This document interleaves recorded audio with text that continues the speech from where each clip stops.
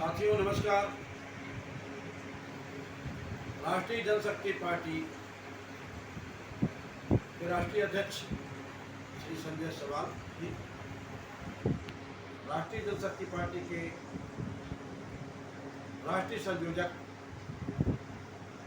पूर्व डीजीपी श्री मैथिली शरण गुप्त जी, और मैं बात कर रहा हूँ राष्ट्रीय महासचिव राष्ट्रीय जनशक्ति पार्टी से।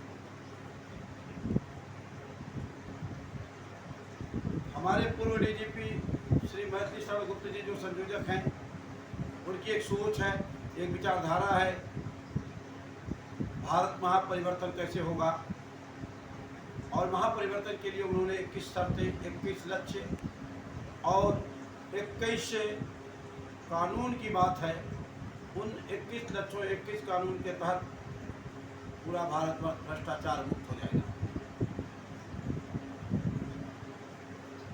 मैं बताना चाहता हूं कि जब देश आज़ाद हुआ, हमारे स्वतंत्रता सेनानी जो आज़ादी के दौर में लड़े, तो उस समय किसी ने पढ़ाई पे ध्यान नहीं दिया, इसलिए चुनाव आयोग ने एक चीज़ डाल दिया गया कि जो राजनीतिक लोग चुनाव लड़ेंगे उनको शिक्षा का कोई पैमाना नहीं रखा।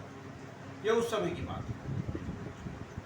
उस समय के अंग्रेजों ने हमारे स्वतंत्रता सेनानियों पे जो लीडरशिप कर रहे थे, उनके ऊपर तमाम मुकदमे लादे हुए थे। इसलिए उस समय के संविधान निर्माताओं ने सोचा कि अगर क्रिमिनल चीज़ों को देखा जाएगा तो ये स्वतंत्रता सेनानी चुनाव नहीं लड़ पाएंगे, इसलिए उसमें भी छूट दी गई। उनकी उम्र की भी सीमा तय नहीं की गई थी, यानी एज लिमिटेशन नहीं था, क्रिमिनलिटी पे कोई ध्यान नहीं देना था, और इस तरह से वो व्यवस्था उस समय की थी।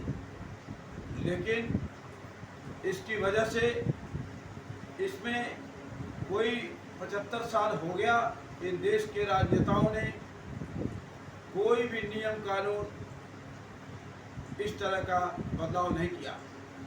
आज उसी की देन है कि उसकी आड़ में आज 43% अपराधी criminal mafia member of parliament में बैठे हुए हैं। उसी की देन है कि आज सारे प्रांतों में अपराधी हैं, किसी किसी प्रांत में तो 51% तक अपराधी क्रिमिनल माफिया विधानसभाओं में है। राष्ट्रीय जनशक्ति मांग करती है सरकारों से, राजनीतिकों से, देश के सभी सियासतदानों से, जिनकी सियासतें प्रदेशों में और देश में चल रहा है, कि आप एज लिमिटेशन रखिए, क्योंकि ISPCS का भी एज आपने निर्धारण किया, राजनीतिकों का भी उम्र निर्धारण होना चाहिए कि किस उम्र तक ये देश की सेवा कर सकते हैं।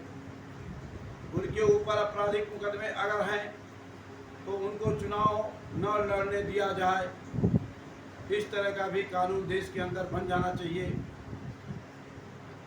उनकी शिक्षा का भी कानून बनना चाहिए कि क्या शिक्षा हो, यानी education limitation, age limitation and जो क्रिमिनलिटी है उसका भी ध्यान रखना चाहिए।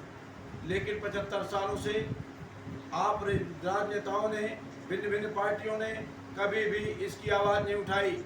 इसकी आवाज़ पूरे देश के अंदर राष्ट्रीय जनशक्ति पार्टी के जो राष्ट्रीय संयोजक श्री मैथिली शरण गुप्त और राष्ट्रीय अध्यक्ष राष्ट्रीय जनशक्ति पार्टी के श्री संजय सवाल ने उठाया, और इसकी आवाज़ को बुलंद पहुंचाने का काम राष्ट्रीय महासचिव नरेंद्र सिंह जी के द्वारा हो रहा है। मैं पूरे देश को आह्वान करता हूं कि इन राजनीतिकों पे नकेल लगना चाहिए, जिससे कि स्वच्छ लोग पार्लियामेंट में जाएं और राष्ट्र की सेवा कर सकें।